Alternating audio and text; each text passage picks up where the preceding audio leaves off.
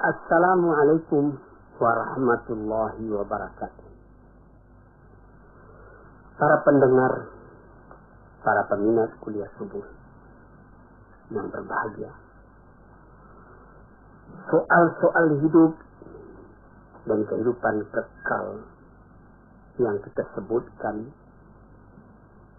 sekali 2 minggu di dalam pengajian tasawuf ini belum habis. Dalam keterangan yang telah lalu kita melihat bahwasanya kepada kita telah diberitahukan bahwa hidup yang di belakang ini itulah hidup yang sebenarnya. Segala kesungguhan kita di dalam kehidupan yang sekarang, kegiatan, inisiatif, kreatif dan segala macamnya itu, kita tujukan dalam umur yang pendek ini, dalam masa yang sedikit ini, kita sanggup memikul beban bagaimanapun beratnya. Kita sanggup payah, lelah, penat, sukar. Karena ada yang kita harapkan, yaitu kehidupan yang sejati tadi. Ilmu dan amalan, usaha dan kerja hanya alat untuk mencapai kebahagiaan hidup yang akan datang. Hidup dimulai apabila nafas sudah berhenti. Alangkah ganjilnya perkataan itu. Hidup dimulai apabila nafas sudah berhenti. Yang sebelum itu apa? Hidup itu hanya khayal.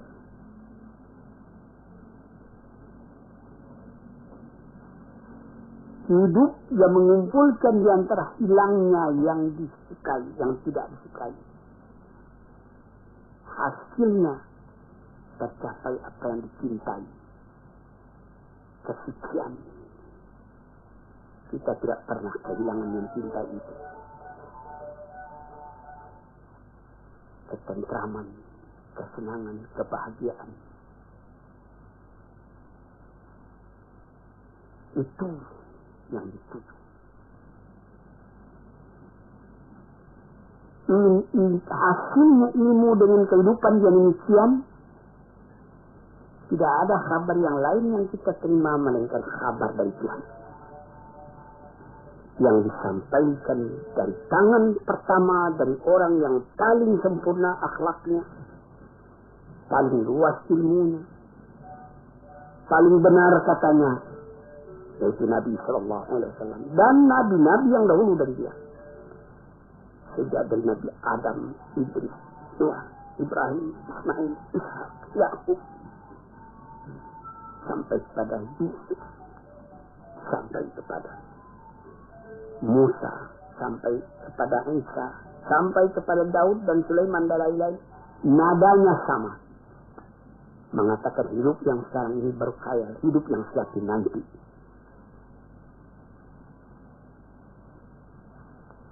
Terbukti hal itu dalam hati orang yang beriman, sehingga boleh dikatakan dari iman terjadi menjadi keyakinan. Sehingga jiwa tadi lama-lama pindah daripada bayangan kepada kenyataan, daripada khayal kepada yang akan hilang, daripada hidup yang fana. Karena inginnya kepada kehidupan yang sejati itu, karena rindunya kepada kekuasaan yang mutlak.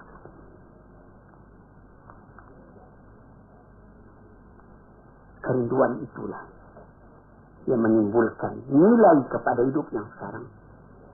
Karena pada hidup yang sekarang ditentukan kebahagiaan hidup yang akan datang itu.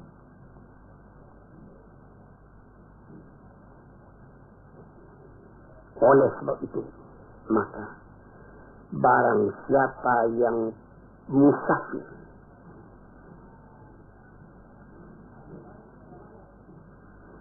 menuju kepada kehidupan yang bahagia itu, dia tidak merasakan lagi bagaimana pahitnya jalan yang ditempuh.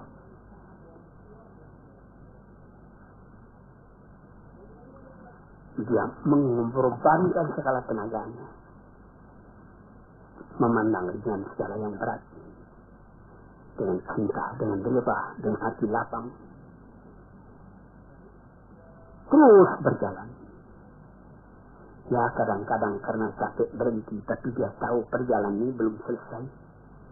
Banyak berhenti, lama bersampai.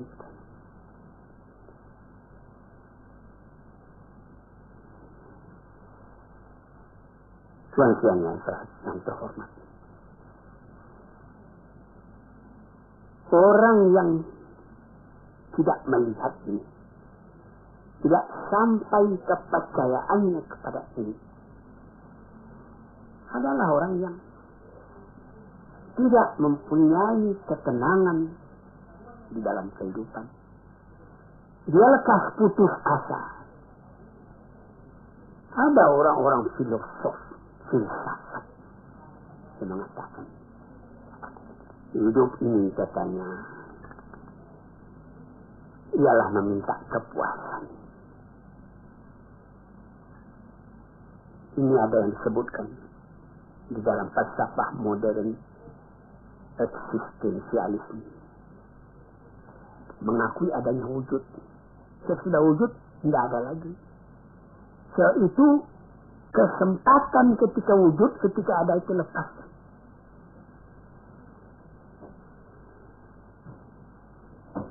Karena apabila kita telah mati, kita sama saja.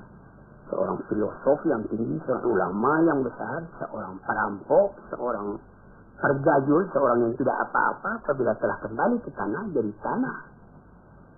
Dimakan ulat. Dia ambil alasan ketika Iskandar Makedoni berjalan-jalan ke satu kuburan. Di sana bertemu dia dengan filosof Diogenes. Lalu dia menanyakan, di situ ada kuburan. Raja Iskandar Makedoni menanyakan, Tuan, mengapa Tuan di sini?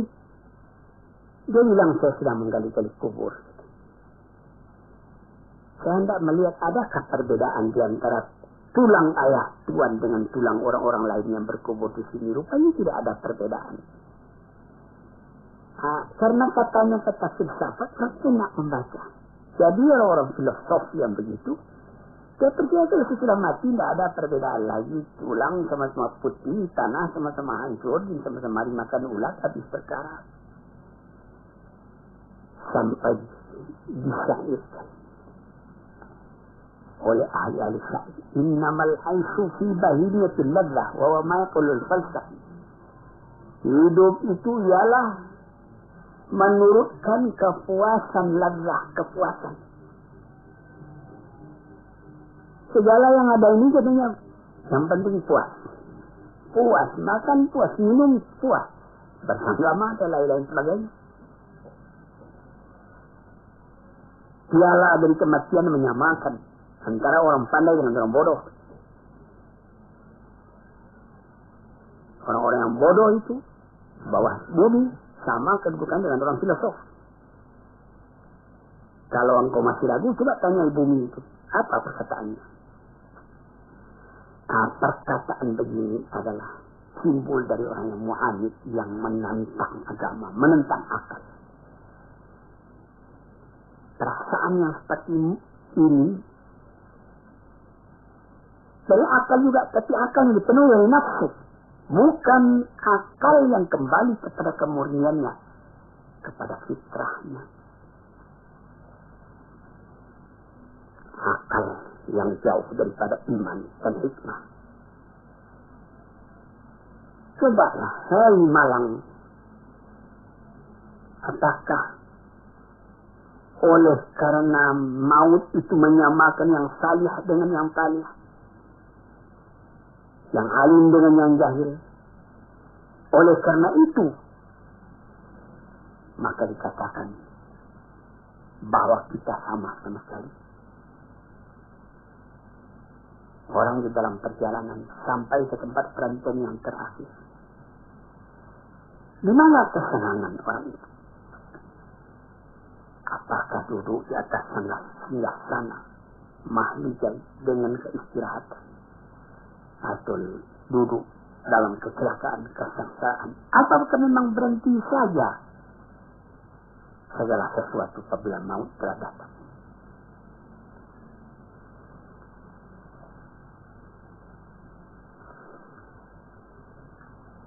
Tanyakan katanya kepada bumi saat itu. Kita sudah tanyakan kepada bumi dengan renungan dan menunang.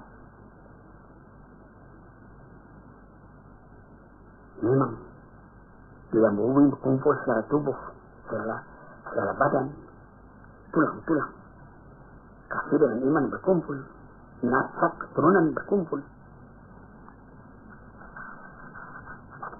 Tetapi kalau sekiranya mati hingga itu saja, guna apa agama ini?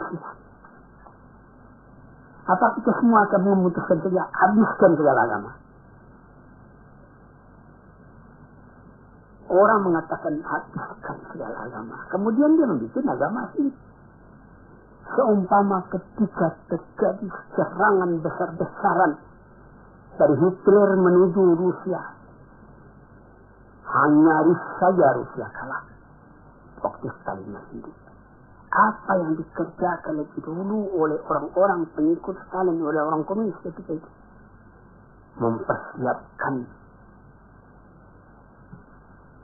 mempersiapkan kuburan Lenin, karena di situ diletakkan di dalam keranda kaca tubuh Lenin itu.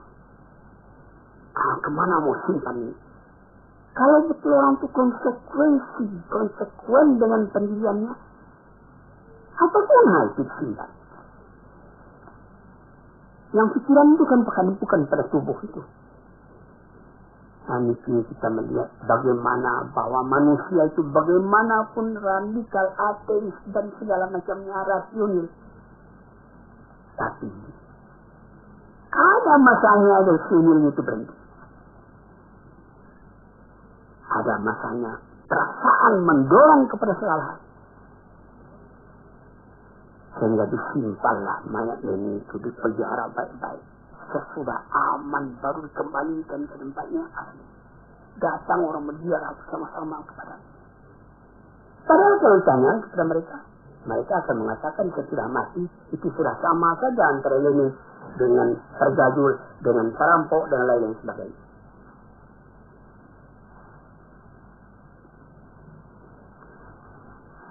Jadi kalau kita hendak menanyakan bagaimana sebenarnya manusia sesudah matinya, kita kemana bertanya? Orang beragama sudah jelas menjawab kepada Tuhan, kepada Rasul-Rasul, kepada Musa, kepada Isa, kepada Yusuf, kepada Daud, kepada Sulaiman, kepada Muhammad, kepada Nuh, kepada Ibrahim. Akan sepakatkah semuanya nabi-nabi itu menegakkan bohong dalam alam ini? Kita tanyakan juga kepada orang-orang yang mengalami rasa kejiwaan yang mendalam, menjadi hazifatullah di muka bumi. Dan tanyakan juga kepada Quran.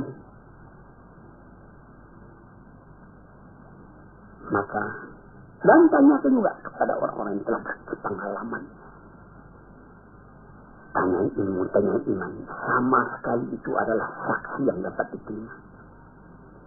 Tanya akal, tanya fitrah murni. Dalam Al-Quran dikatakan, Am hasibal ladzina jtarahus sayyiati an naj'alahum kal ladzina amanu wa 'amilus shalihat sawa'an mahyahum wa mamatum sa'a ma yahkumun.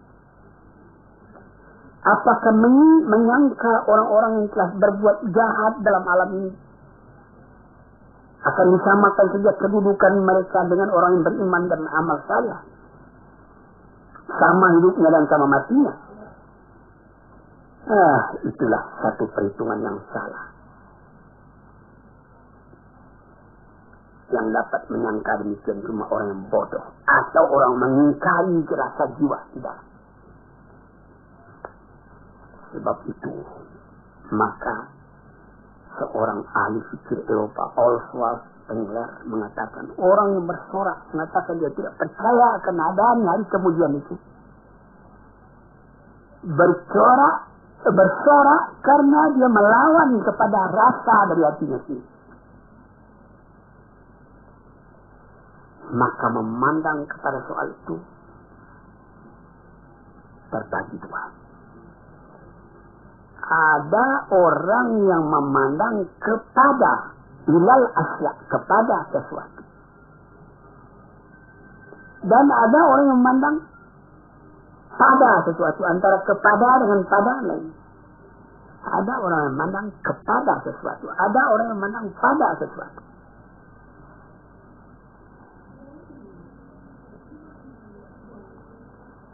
Orang yang cuma memandang kepada sesuatu, menjadikan sesuatu semata-mata objek, maka pikirannya dan hatinya lama-lama pecah belah. Dia tidak dapat mengambil kesimpulan. Pandangannya cuma dengan panca indera, tidak akan memberikan faedah kepadanya. Li'annahu lima faqadat ikhtiyar awalan fa'innahu faqadat ikhtiyar saniya. Karena dia tidak dapat memilih sejak pertama sampai kepada yang seterusnya, tidak ada pilihan lain. Tetapi orang yang memandang pada sesuatu, bukan kepada sesuatu. Pandangan yang tadi membawanya menyeberang kepada rupanya dan hakikatnya dan maksudnya.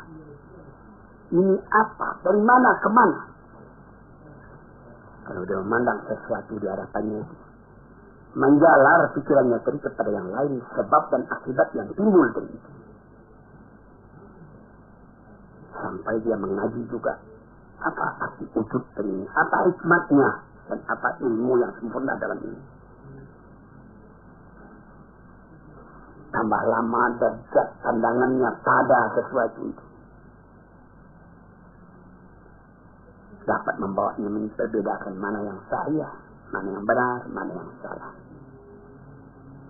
mana yang kekal, mana yang fana. Dia memandang kepada kulitnya dan intinya. Misalnya, kita ambil permisalan, orang yang memandang kepada sesuatu dengan pada sesuatu. Kalau dia memandang kepada sesuatu, terbujur mayat di hadapan matanya, dia lihat ini tubuh akan dimasukkan ke dalam kubur. Sesudah dalam kubur dia akan cair, tidak ada apa-apa lagi. Filosof masuk ke dalam cair, hancur jadi tanah. Golok masuk ke dalam kubur, hancur jadi tanah. Dia memandang itu, tidak ada artinya. Tapi kalau dia pandang kepada sesuatu, ditukar dengan pada sesuatu, dia lihat, dia bawa kepada dirinya, bercerai nyawa dengan badan. Apakah arti perpisahan itu? Apakah dikatakan oleh Suhrawardi, filosof dan ahli tasawuf yang besar? Dia mengatakan, badanku ini mengurung keadaan hakikatku yang sebenarnya. Aku terikat dalamnya. Tapi apabila aku mati, artinya perceraian antara hakikatku yang hidup dengan badanku yang akan jadi tanah. Aku tidak mengenal mati.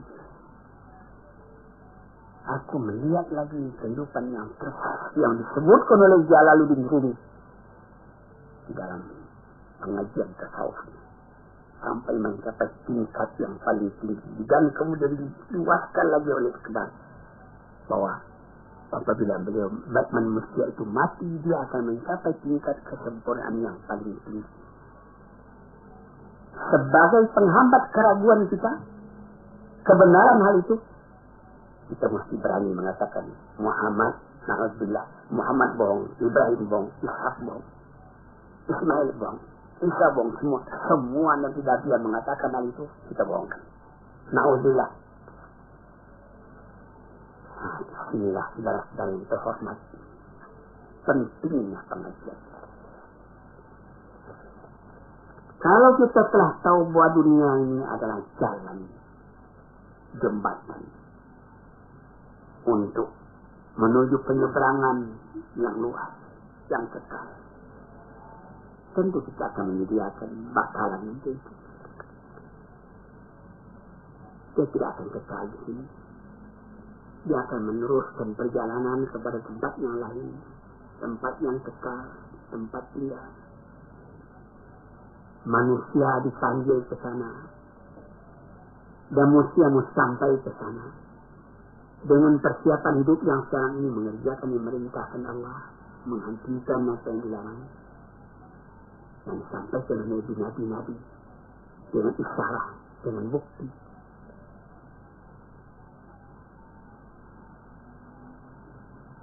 Dengan demikian baru sampailah manusia tadi kepada ketentraman hatinya. Untuk itulah dia dijadikan, untuk itulah dia dipersiapkan perjalanan yang menuju ke sana. Dia kesanam pasti terhadap hidup yang sekarang ini belum pasti, memastikan kita sendiri bagaimana kita menyadari jalan itu.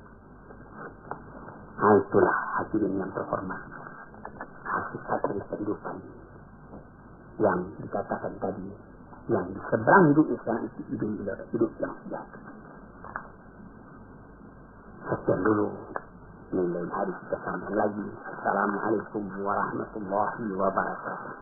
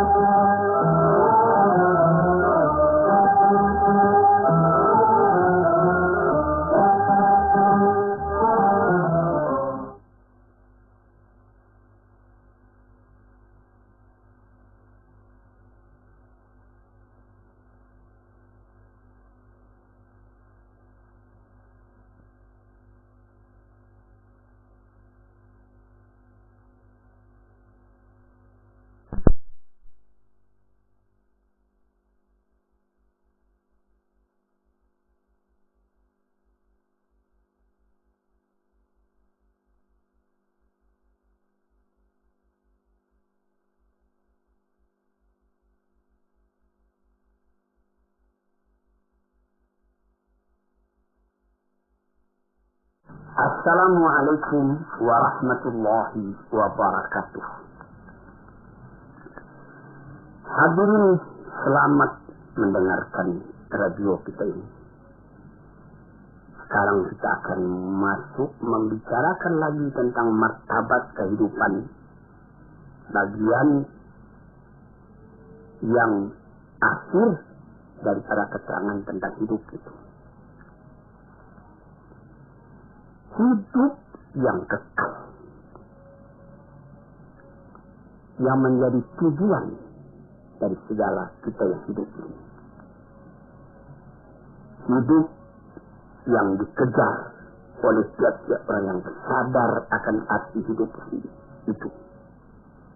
Orang berlomba menempuhnya. Itu ialah hidup sesudah mati.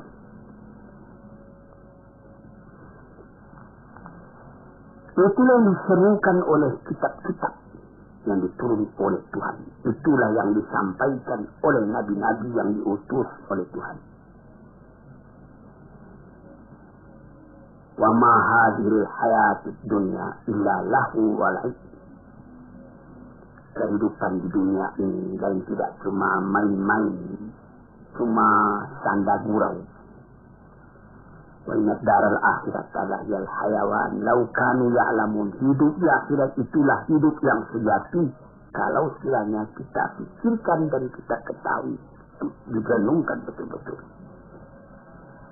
Hidup yang sekarang ini dibandingkan dengan kehidupan yang kemudian itu adalah seperti hidup sekarang ini seperti tidur saja. Sebagaimana telah kita katakan pada pengajian-pengajian kita yang telah dahulu. Hidup yang sejati, hidup yang akhir. Darul akhirat adalah yang hayawan. Hidup yang sejati, kalau kita pikirkan, itulah hidup akhirat. Dengan demikian kita dapat membuat supaya kehidupan yang sekarang ini menjadi kebun. Ad-dunya mazra'atul akhirah. Dunia ini adalah seperti perkebunan untuk mengambil hasilnya di akhirat. Mendorong kita supaya di dunia ini berbuat baik banyak-banyak. Jadi kehidupan dunia ini sudah menentukan kehidupan akhirat nanti. Kalau di sini yang baik yang kita kerjakan, lepas dari kehidupan ini kita menerima kebahagiaan, kesenangan.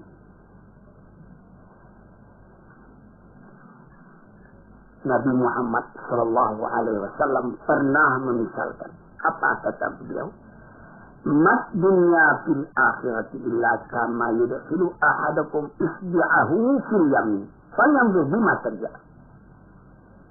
Kehidupan di dunia ini jika dibandingkan dengan kehidupan akhirat, kata beliau, hanyalah seperti seorang yang mencecahkan ujung telunjuknya ke dalam air, ke dalam laut. Kemudian dicabut kembali, basah. Basah yang sedikit di tangan itu yang hidup di dunia. Berapa luas lautan lagi? Tidak dapat kita tentukan berapa dalam berapa luasnya dibandingkan dengan yang air yang tinggal di ujung jari kita. Ada yang katakan juga tanaffasil akhirah. Hari akhirat itu menafaskan jiwanya. Jadi seperti kita satu di antara nafas itu yang sekian ribu kali kita nafaskan siang dan malam selama hidup kita. Satu kali kehidupan itu ada nafasnya. Seumpama itulah bilangan dunia ini dibandingkan dengan akhirat yang akan kita dapat. Berapa ribu kali sekali. Begitu. Yang sekali itulah hidup. Hidup yang sekarang ini. Maka orang yang pandai memakaikannya, nafas yang sejenak itu dapat dipakainya dengan baik, dan dia beramal menurut itu, atau dia menukikkan dirinya masuk ke dalam air lautan sehingga basah ujung jarinya. Itulah bagaimana cara membasahi, bagaimana cara bernafas. Begitulah apabila kehidupan orang yang beriman, orang yang beramal saleh di dunia ini merasa lapang, merasa bahagia, merasa tentram. Apa jadinya kalau sekiranya dia telah lepas daripada penjara dunia ini, bernyawa dengan badan dia masuk ke alam barzakh? Apa perasaan pada waktu itu? Pada lahirnya kelihatan tubuh dimasukkan ke dalam bumi. Asal tanah pulang ke tanah, air pulang ke air. Tapi yang roh itu terlepas dari catatannya. Seperti kata Suhrawardi, seorang sufi yang besar, seperti burung di dalam sangkar, dia berkicau, dia ingin keluar. Kemudian sangkar terbuka, burung pun terbang. Sangkar kosong, burung bernyanyi di tempat yang luas. Demikianlah roh apabila keluar dari badan. Setelah mendapat kelapangan di alam barzakh, bagaimana lagi kehadapan di Darun Naim? Di negeri yang indah. Di tempat permakaman yang tidak akan hilang. Apatah dikatakan bahwa yang jadi inti kebahagiaan di dalam surga Jannatul Naim itu ialah melihat wajah Tuhan. Wujuhul yawma idzin nadhirah. Muka pada waktu itu berseri-seri. Ila rabbiha nadhirah. Karena pada hari itu kita dapat memandang Tuhan. Tidak ada kebahagiaan yang lebih tinggi daripada itu. Sehingga Pernah ditanyakan orang kepada Rabi'atul Adawiyah, bagaimana pandangan Tuhan tentang neraka, tentang surga. Pandangan saya cuma satu, memandang wajah Allah. Dimanapun aku ditempatkan, aku dapat memandang wajah Allah. Itu 1000 kali lebih daripada surga.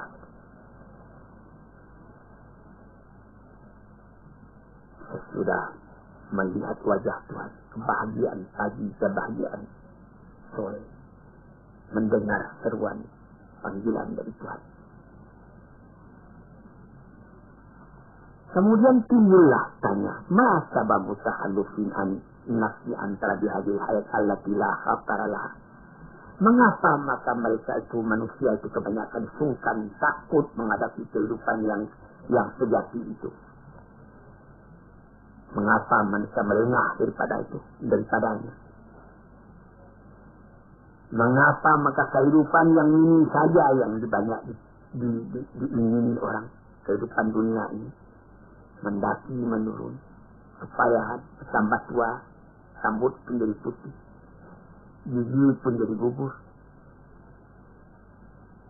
Padahal dia cuma seperti khayal, seperti bayangan saja. Apakah karena salah menggambarkannya di dalam hati, atau karena perasaan sendiri telah tumpul, atau karena tidak percaya kepada kehidupan itu, atau karena akal kita sendiri tidak beres, atau karena tertarik dengan barang yang ada di dunia ini yang mesti lepas dari kita, atau kita yang meninggalkan dia mati lebih dulu, atau dia yang meninggalkan kita. Ibarat berniaga, tidak saja beruntung, rugi pun ada.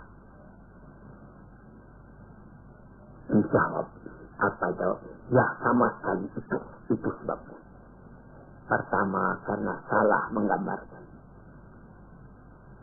Yang kedua, karena tidak mau percaya. Yang ketiga, akal sendiri tidak murni.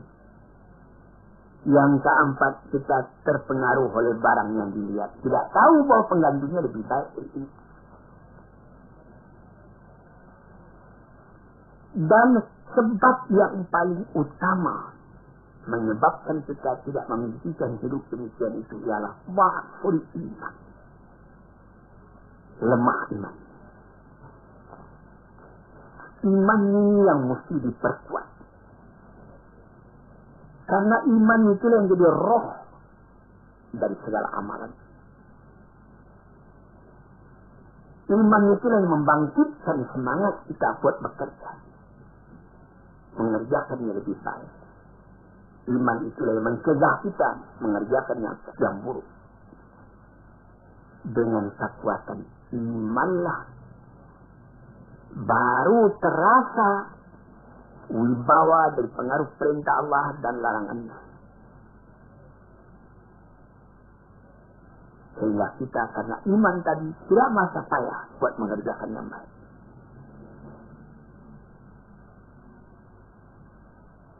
Itu. Maka apabila kuat iman, kuatlah kerinduan pada hidupnya demikian itu. Dan sangatlah hati terasa didorong oleh iman buat beramal karena ingat akan hari itu. Hadirin para pendengar yang terhormat, iman kepada kehidupan yang akhir itu bukan artinya kita menolak hidup. Bukan menyuruh kita cuma sembahyang saja dari pagi sampai sore, sampai petang, sampai malam, hingga tidak tidur lagi. Bukan. Apabila kita bekerja, misalnya bekerja di kantor, bekerja di ladang, bekerja berniaga, pasang kalau itu dengan iman, itu nanti menjadi amal juga buat persediaan kita menghadapi akhirat besok. Misalnya orang menjadi pegawai negeri, dipasangnya dilihat dari hati. Saya menjadi pegawai ini supaya saya dapat menservis pada masyarakat yang baik, mencari harta yang halal untuk pembelanja rumah tangga saya, untuk menyekolahkan anak saya. Biar sedikit asal amal saya itu amal yang saleh. Jadi bekerja di kantor itu pun menjadi amal yang saleh. Menjadi pangkal kebahagiaan pada hidup yang kekal nanti, hidup yang sejati itu. Kita mencari makan, berniaga di kota, di pasar. Itu pekerjaan duniawi, tapi pasanglah niat. Mengapa engkau mencari makan? Karena ada perintah Tuhan di dalam Al-Quran. Kulu min thayyibati ma razaqnakum, makanlah oleh kamu segala yang baik yang kami berikan kepada kamu. Dengan kata kulu ada perintah, makanlah. Maka segala usaha mencari makan tadi, karena berdasar kepada ayat itu, kita pun berusaha mencari makan dengan niat yang begitu, sehingga dia menjadi amal kita yang kekal buat akhirat. Atau seperti menjadi saudagar, apa kata Nabi, at-tajru saduqu fi jumrati syuhada yaumil qiyamah. Orang saudagar yang jujur, tempatnya sama dengan tempat orang yang mati syahid di hari kiamat. Jujur.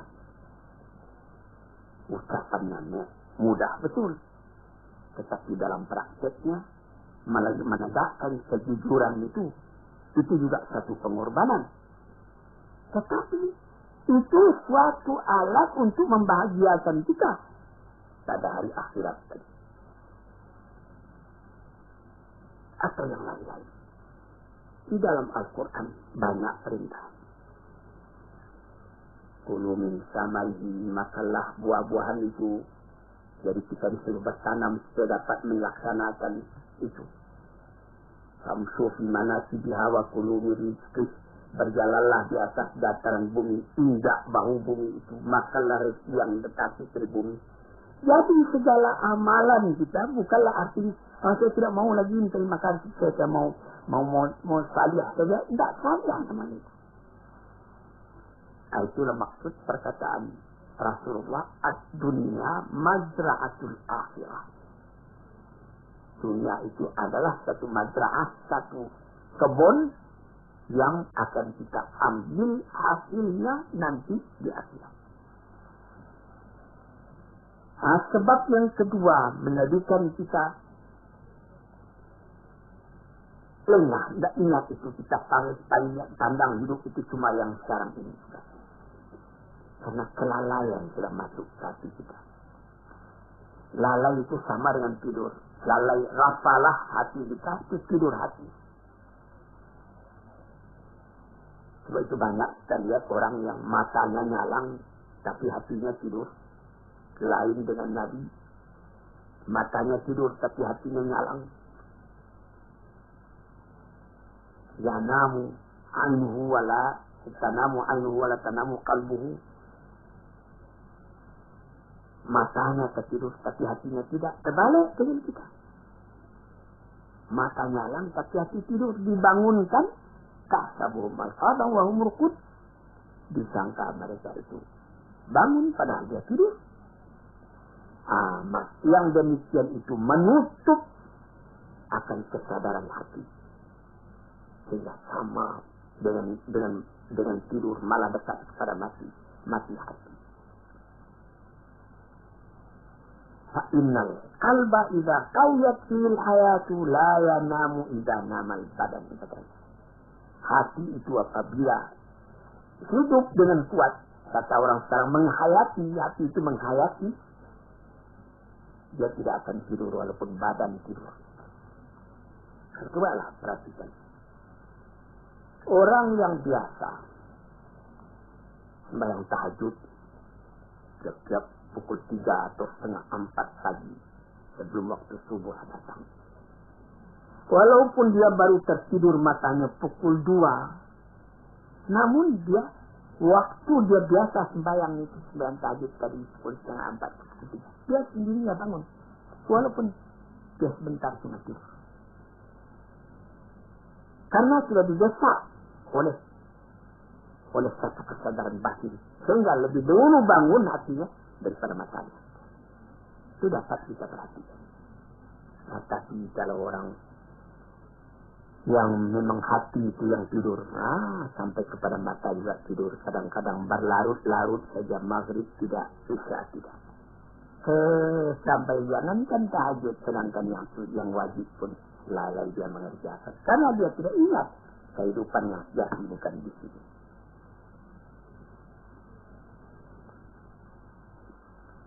Oleh sebab itu maka hidup yang sempurna itu telah dituntunkan oleh Nabi kita Sallallahu Alaihi Wasallam. Bagaimana? Liman ahyallahu qalbahu bidahabbati wa itba'i aisalati ala basirin man dalika bihasbi nafsihi minhuma. Yaitu orang yang dihidupkan Allah hatinya. Bagaimana Allah menghidupkan hati? Dengan perasaan cinta kepada Allah. Kalau cinta kepada Allah, in kuntum tuhibbuna Allah fattabi'uni, kata Rasul. Kalau engkau betul-betul cinta kepada Allah, ikutlah aku supaya cintamu itu bisa berhasil. Orang mengaku cinta kepada Allah, Rasul ditinggalkannya, dia bikin ibadat sendiri. Menurut khayalnya masing-masing, enggak jadi. Rasul itu yang telah dipilih oleh Tuhan buat menjadi utusannya, menerangkan mana kehendak Tuhan.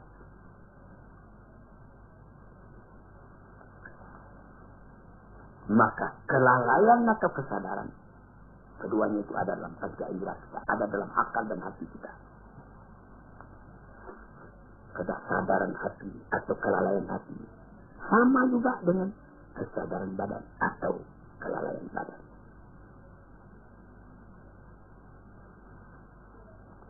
Kesadaran perasaan terbagi dua. Kesadaran hati pun demikian juga. Kesadaran badan atau kesadaran perasaan itu menembus ke dalam jiwa tiap-tiap. Tidak ada terdengar perintah, tapi ada kesadaran dalam batin. Dia bangun mengerjakan perintah itu.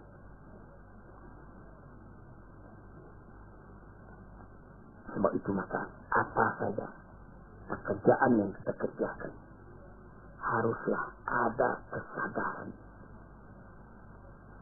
Orang dalam kata-kata sekarang, kata modern sekarang, menghayati. Orang bisa ya bangun pagi, bayang, subuh, 2 rakaat, buka pintu, keluar, kamar mandi. Maka kamar mandi, buka pintu, sembahyang itu sudah rutin saja, tidak ada hayatannya lagi. Sehingga ada orang yang lupa, apakah saya sudah buka pintu tadi? Atau dia kunci pintu, tadinya dia sudah kunci karena sudah biasa begitu saja. Lalu dia nanti setelah masuk ke tempat tidur, dia pula, apakah saya sudah kunci pintu tadi? Padahal tadi sudah. Mengapa maka sekarang diulangnya lagi, dia tidak pergi mengunci? Karena dari tadi itu dia tidak sadar bahwa dia telah mengunci. Cuma kebiasaan badannya saja. Celaka kalau beribadat pula seperti itu. Sampai orang lupa, apa saya sudah sembahyang tadi.